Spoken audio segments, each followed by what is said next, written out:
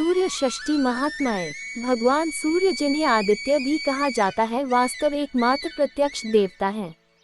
इनकी रोशनी से ही प्रकृति में जीवन चक्र चलता है। इनकी किरणों से ही धरती में प्राण का संचार होता है और फल, फूल, अनाज, अन्न और शुक्र का निर्माण होता है। यही वर्षा का आकर्षण करते हैं और ऋतु चक्र को चलाते हैं। भगवान सूर्य की इस अपार कृपा के लिए श्रद्धा पूर्वक समर्पण और पूजा उनके प्रति कृतज्ञता को दर्शाता है।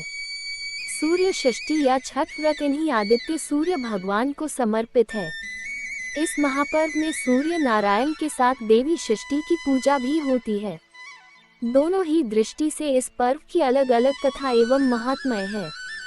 सबसे पहले आप षष्ठी देवी की कथा सुन निसंतान होने से बहुत दुखी थे। उन्होंने महर्षि कश्यप से पुत्रेष्ठी यज्ञ करवाया। यज्ञ के प्रभाव से मालिनी गर्भवती हुई, परंतु 9 महीने बाद जब उन्होंने बालक को जन्म दिया तो वह मृत पैदा हुआ। प्रियव्रत इससे अत्यंत दुखी हुए और आत्महत्या करने हेतु तत्पर हुए। प्रियव्रत जैसे ही आत्महत्या करने वाले थे, उसी समय एक देवी वहां प्रकट हुई। देवी ने कहा, प्रियव्रत, मैं षष्ठी देवी हूँ। मेरी पूजा आराधना से पुत्र की प्राप्ति होती है। मैं सभी प्रकार की मनोकामना पूर्ण करने वाली हूँ। अतः तुम मेरी पूजा करो, तुम्हें पुत्र रत्न की प्राप्ति होगी। राजा ने देवी की आज्ञा मानकर कार्तिक शुक्ल षष्ठी तिथि को देवी षष्ठी की पूजा की, जिससे उन्हें पुत्र की प्राप्ति हुई। इस दिन से ही छठ व्रत का अनुष्ठान चला आ रहा है। एक अन्य मान्यता के अनुसार भगवान श्री रामचंद्र जी जब अयोध्या लौटकर आए, तब राजतिलक के पश्चात उन्होंने माता सीता के साथ कार्तिक शुक्ल षष्ठी तिथि को सूर्य देवता की व्रतोपासना की और उस दिन से जनसामान्य में ये पर्व मान्य हो गया और दिनानुदिन इस त्योहार की महत्ता बढ़ती गई व पूर्ण आस्था एवं भक्ति के साथ ये त्योहार मनाया जाने लगा। छठ व्रत विधि। इस त्योहार को बिहार, झारखंड, उत्तर प्रदेश एवं भारत के पड़ोसी देश नेपाल में हर्षोल्लास एवं नियम निष्ठा के साथ मनाया जाता है। इस त्योहार की यहाँ बड़ी मान्यता है। इस महापर्व में देवी षष्ठी माता एवं भगवान सूर्य को प्रसन्न करने के लिए स्त्री और पुरुष दोनों ही व्रत रखते हैं। व्रत 4 दिनों का होता है। पहले दिन यानी चतुर्थी को आत्मशुद्धि हेतु व्रत करने वाले केवल अरवा खाते हैं, यानी शुद्ध आहार लेते हैं। पंचमी के दिन नहा खा होता है, यानी स्नान करके पूजा पाठ करके संध्या काल में गुड़ और नए चावल से खीर बनाकर फल और मिष्टान से छठी माता की पूजा की जाती है। फिर व्रत करने वाले कुमारी कन्याओं को एवं ब्राह्मणों को भोजन करवाकर इसी खीर को प्रसाद के तौर पर खाते हैं।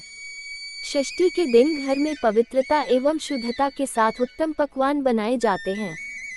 संध्या के समय पकवानों को बड़े बड़े बांस के डालों में भरकर जलाशय के निकट यानी नदी, तालाब, सरोवर पर ले जाया जाता है।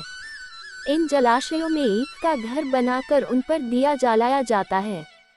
व्रत करने वाले जल में स्नान कर इन डालों को उठाकर डूबते सूर्य एवं षष्ठी माता को अर्घ्य देते हैं।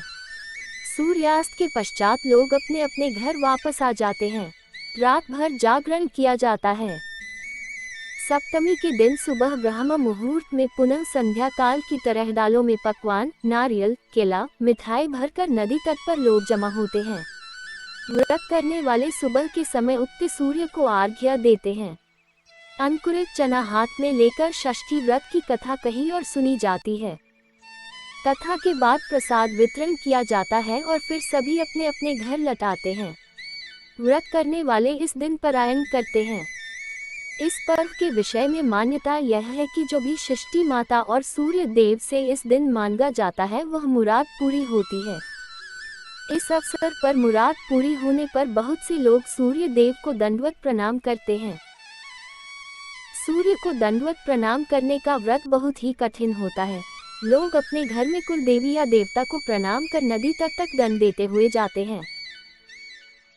दंड की प्रक्रिया इस प्रकार से है। पहले सीधे खड़े होकर सूर्य देव को प्रणाम किया जाता है, फिर पेट की ओर से जमीन पर लेटकर दाहिने हाथ से जमीन पर एक रेखा खींची जाती है। यही प्रक्रिया नदी तक पहुंचने तक बार बार दोहराई जाती है।